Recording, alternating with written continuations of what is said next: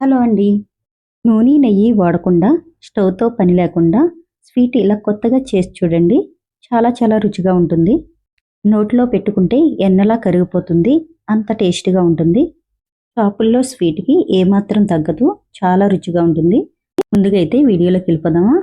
నా వీడియో చూసే ముందు ప్లీజ్ ఒక లైక్ అయితే ఇవ్వండి. ఇంకో కొంతమందికి రీచ్ అవుతుంది. అలాగే సబ్స్క్రైబ్ కూడా చేయండి. ప్రతి వీడియో మీకు వస్తుంది.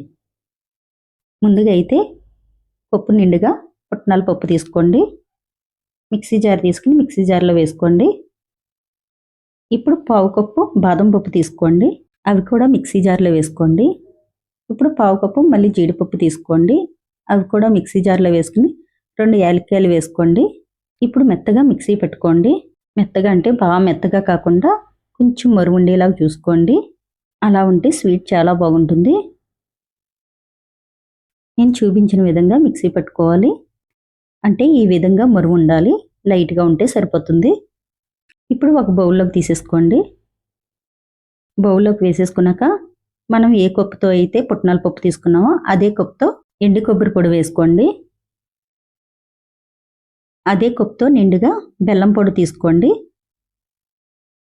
ఇప్పుడు అరకప్పు పాలపొడి వేసుకోండి. పాలపొడి వేసేసుకున్నాక ఇప్పుడు మొత్తం అంతా కలిసేటట్టు కలుపుకోండి. అన్నీ ఈ విధంగా కలుపుకోవాలి. మొత్తం అంతా మిక్స్ చేసేసుకున్నాం కదా.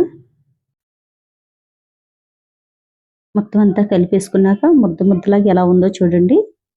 అందుకు కాచి చల్లార్చిన పాలు కూడా చాలా తక్కువ పడతాయి. కొద్దిగా చూసుకుంటూ వేసుకోండి. వేసుకుంటూ కలుపుకోండి. దీంట్లో పచ్చి పాలు వేయకూడదు. కాచి చల్లార్చిన పాలు వేసుకోవాలి. మళ్ళీ ఇలా కొద్దిగా వేసుకుంటూ కలుపుకోండి. ఒకసారి పాలు వేసుకుంటే పిండి అంతా లూజ్ అయిపోతుంది.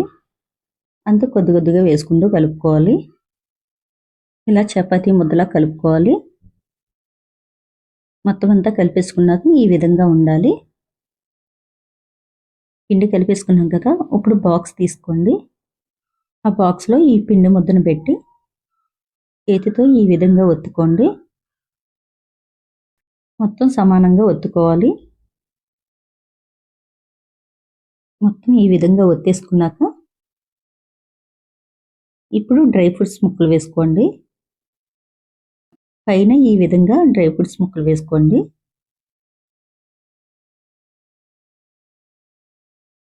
మొత్తం వేసేసుకున్నాక చేతితోటి ఈ విధంగా నొక్కుకోండి. ఇప్పుడు ఒక అరగంట ఫ్రిడ్జ్లో పెట్టుకున్నా సరే అలా బయట వదిలేసినా సరిపోతుంది. అరగంట పోయాక చాక్ తోటి ఇలా ఖాళీ చేసుకోండి వారంతా. ఇప్పుడు ఒక ప్లేట్ తీసుకోండి. ఆ ప్లేట్లోకి ఇది బోర్లించండి. ఇప్పుడు చాక్ తీసుకుని చిన్న పీసుల్లా కట్ చేసుకోండి. మీకు ఎలా ఇష్టమో అలా కట్ చేసుకోండి. నెయ్యి, నూనె, పంచదార వాడకుండా ఈ స్వీట్ ఒకసారి మీరు ఇలా ట్రై చేసి చూడండి. చాలా చాలా రుచిగా ఉంటుంది. అచ్చం స్వీట్ షాప్లో కొనే బాదం బర్ఫీలా ఉంటుంది. చాలా చాలా రుచిగా ఉంటుంది. ఒకసారి మీరు కూడా ఇలా ట్రై చేసి చూడండి. నోట్లో పెట్టుకుంటే ఎన్నలా కరిగిపోతుంది. అంత టేస్ట్గా ఉంటుంది. ఈ స్వీట్ మీకు నచ్చిందా? నచ్చితే ఒకసారి ట్రై చేసి ఎలా ఉందో కామెంట్ బాక్స్లో అయితే కామెంట్ చేయండి. మీ ఫ్రెండ్స్కి, బంధువులకి కూడా షేర్ చేయండి. అలాగే సబ్స్క్రైబ్ చేయడం అస్సలు మర్చిపోకండి.